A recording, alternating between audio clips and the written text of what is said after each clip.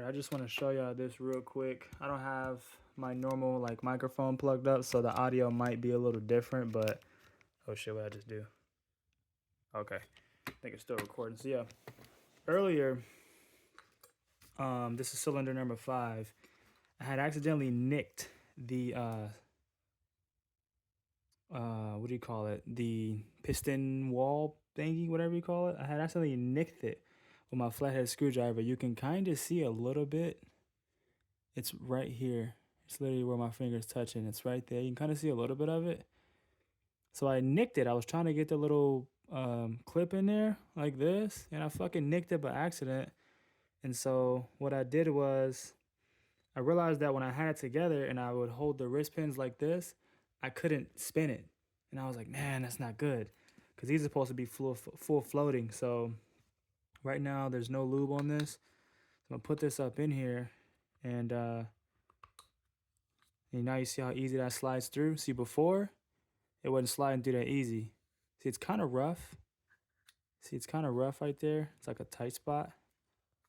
But I know it's because I pretty much messed it up.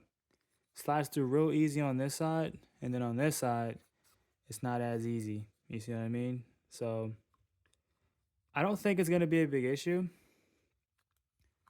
I think once it gets oil in there and it's all lubed up, I don't think it's gonna be a big issue. But the most important thing is I can hold the wrist pin like this on both sides. I could hold it like that, like stop it, hold it like that, and then hold it on this side, and I can spin the whole piston. That's the most important thing, is the fact that it can spin. If it can spin and it can go back and forth like this, as you can see, that means that there's oil that's going to be able to get in there, because it's supposed to be a fully floating piston. So all I did was, let me take it back apart, make sure I got the right side. I can show y'all it is the other side. So it's on this side. So all I did was, and I kind of nicked, you can see, even see like the outside, man. Like I kind of scratched up the outside, and yeah, it wasn't a good thing. So all I did was I just took the same file I was using for the piston rings. I took the edge, this side, and I just kind of rubbed it across, and I just smoothed out all these little peaks, you know what I'm saying? All these little peaks, I just smoothed them out, scratched them up, rubbed this file against it pretty much.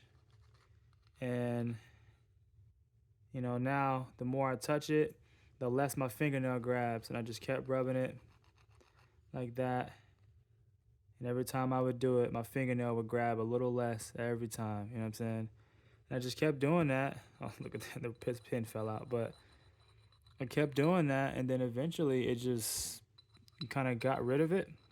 And I'm going very soft. I'm putting damn near no pressure on the actual, like I'm damn near putting no downward pressure. I'm literally just letting the file fall or lay on the piston with its own weight, and I'm just filing away pretty much. And you know what I'm saying? And that pretty much takes care of this. This part wouldn't obviously touch the cylinder wall, but I just want there to be no, like, you know, debris, you know what I mean? So I did the same thing in here, man. Where is it? I can't even see it now. Is it the right side? Yeah, it's the right one. Oh fuck. How good did I do? I'm about to say I can't even see the damage.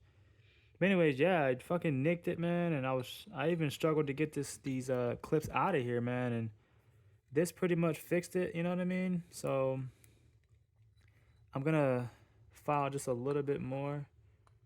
I hate that I'm even like doing this, but I really have no other way of, you know, fixing it. So I'm just gently doing it, pretty much, very, very gently doing it. And then you could kind of see like the scratches in there from just filing it and getting everything knocked down, but there's no metal. You know what I'm saying? It's a smooth surface for the most part. Let's see, my fingernail does not grab on anything. I can feel the roughness in there, but fingernail is not grabbing. And there's also like a rough part right here anyway in these pistons, like on both sides. There's like a rough part right here. I'm not sure what that's for. It's probably for like oil to seep through. You could even say it's a little dimple where it's like a circle and then it dimples on the side, dimples on the side. So this part happens to be right here. So I believe we're good to go. So I am just going to continue on installing this again, pretty much for the second time just so I can make sure that this is done right. Cause man, I went to the gym, dude, and it was freaking me out. I was like, dude, I think I need to go back and take that piston apart and check it, man. And lo and behold, man, I was good for doing that. So, cause as soon as I came back, like I said, I grabbed it like that. I tried to spin the piston while holding the ring or holding the wrist pin, and guess what, man? It wouldn't fucking go. And I was like, damn, that is not a good thing. So